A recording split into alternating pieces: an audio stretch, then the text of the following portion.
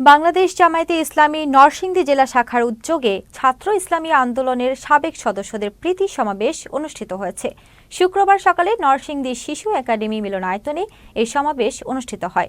নরসিংদী জেলা জামায়াতের আমির মাওলানা মুসলিহ উদ্দিনের সভাপতিত্বে ও জেলা সেক্রেটারি মাওলানা আমজাদ হোসেনের সঞ্চালনায় অনুষ্ঠানের প্রধান অতিথি ছিলেন সংগঠনের কেন্দ্রীয় সহকারী সেক্রেটারি জেনারেল মাওলানা রফিকুল ইসলাম খান।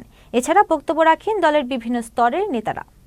এই জাতি, এদেশের জনগণ শিবিরের কাছে চিরঋণী।